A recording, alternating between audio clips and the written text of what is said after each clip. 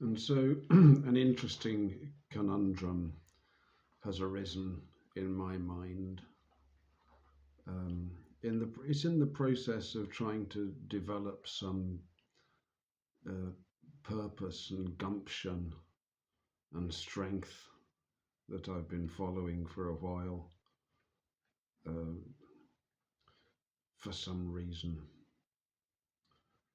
And there's a lot of stuff tied up in all this. So the event that has triggered these thoughts, I put a deposit yesterday on an unsuitable sports car, unsuitable for all sorts of reasons, but a sports car anyway, that more than I can afford and could cause problems, and is probably more than I can drive. And I was contemplating on what I'd done, and to take that excursion yesterday, I had to drive to a nearby city and then drive around quite a bit in heavy traffic, which I hate doing, places that I don't know where I'm going, and it makes me very tense and anxious because I'm not used to it. I don't use the car. I haven't used the car for about 3 years really.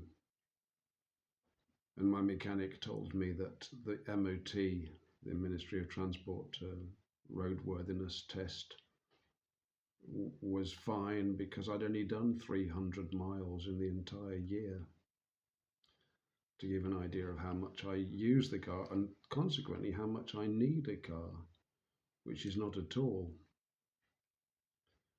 So my motives in now purchasing and spending a lot of my money, or money that I don't even have, on a car that's just for kicks, this it's just a very kind of challenging idea, and to an extent I'm forcing myself into it because I feel that I need to up my game. um, I mean, I have driven around in a two-seater when I had the MG, and I was a lot more easygoing, I think, back then. I'd got into a sort of a nice frame of mind. um, I had a girlfriend for a while, and we used to drive around together. And I was in a slightly mystical frame, and life was fun.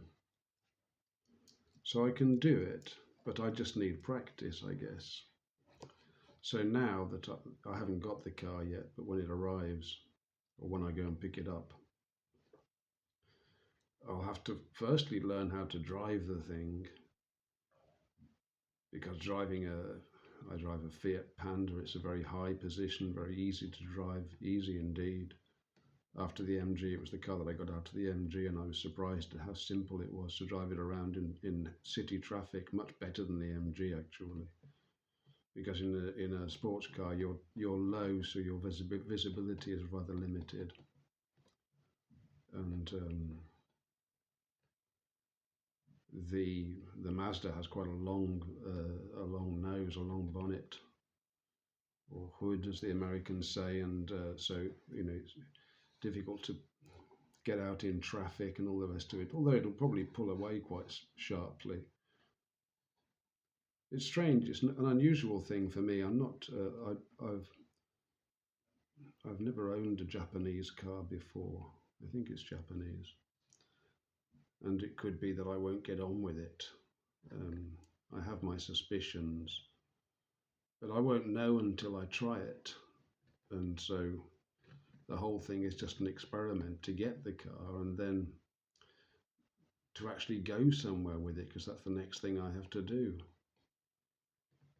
So to try to build a sort of a slightly more adventurous and outgoing life.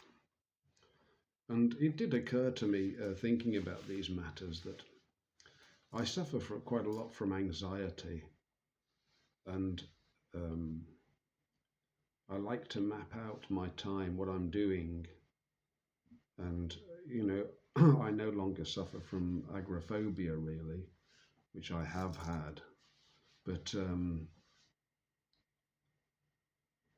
I can become very anxious if I am facing a lot of uncertainties just in the normal day-to-day running of things. So because I work as a translator, so I work at home, I never have to leave the house. It's one of the benefits and drawbacks of my line of work. And I've been doing it for a long time. I can't remember how long. About 30 years, I suppose, maybe a bit more. And so, when I came to England 15 years ago, I basically shut myself up in my apartment and translated, and I didn't have a great deal of social interaction. I mean, I had some. Um, I wasn't completely isolated, but mainly it was just, my personal life was just very private. And I kind of wanted it like that. I think I was suffering, and I think I still suffer to some extent from PTSD um, due to a very, very fractious marriage and possibly just the sort of general difficulties that I faced in Italy and the sense of disconnection. And I remember when I got my first flat in Birmingham and I shut the door and I was inside and I realized that nobody was going to come knocking at all, I felt such a sense of relief and freedom. And I still feel that with my own house now. I'm very, very comfortable and private and I like it. But, you know, the downside of that is that I'm not really interacting with the world. And I think, my attempts lately to up my game really, to try to be a little bit more courageous in my life, to try to build some muscle, improve my looks, and improve my overall sense of self-worth, I suppose. And you can't do that by driving a sports car, but it can be part of the process. The work is in what I'm doing, as it were. Um, it's an odd concept, driving this thing forward, and I think it might be linked up to the whole concept of pride also.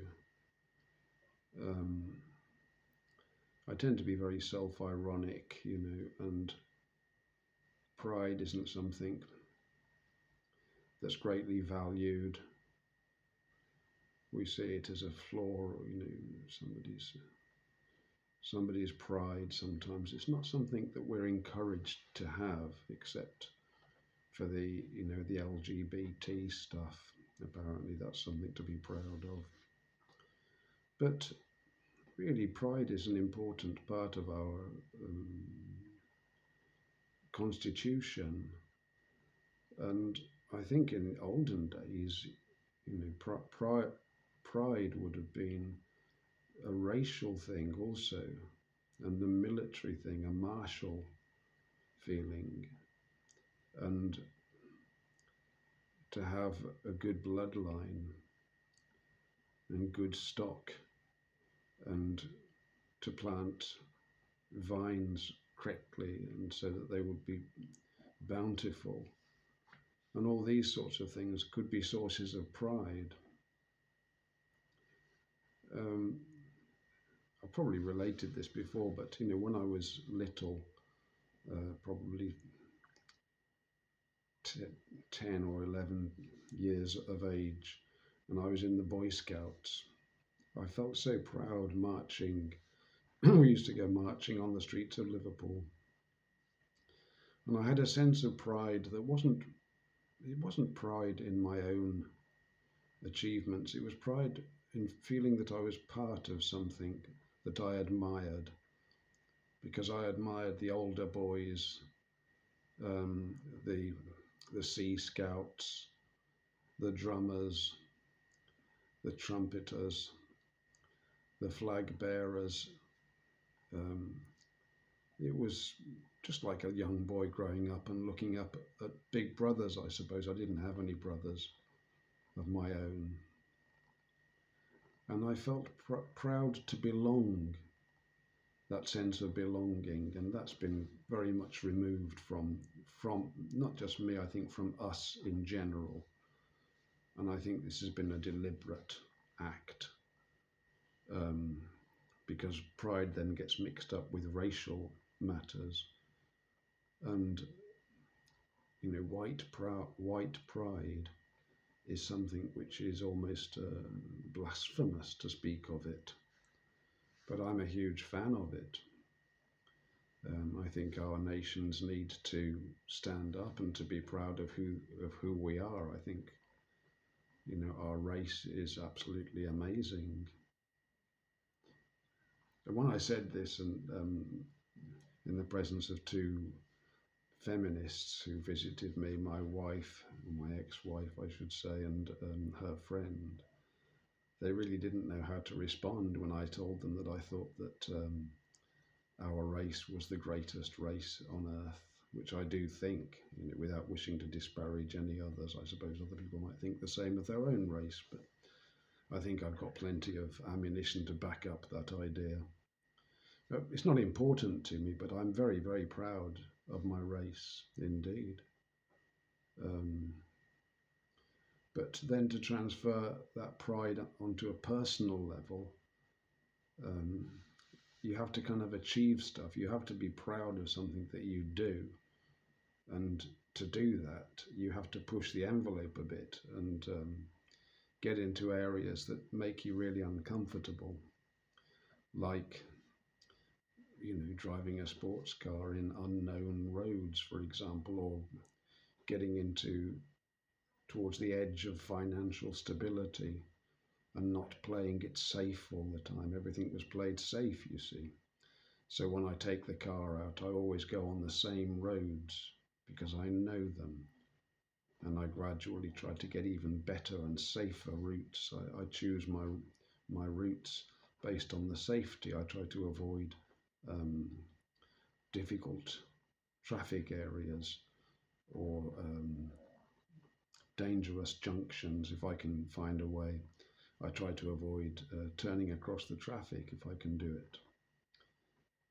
Well, I can turn across, I can do all those things. It's just that my drive is to optimize everything. So I try to make the route as good as possible. And I think that's fine to do that, except that now I have to push.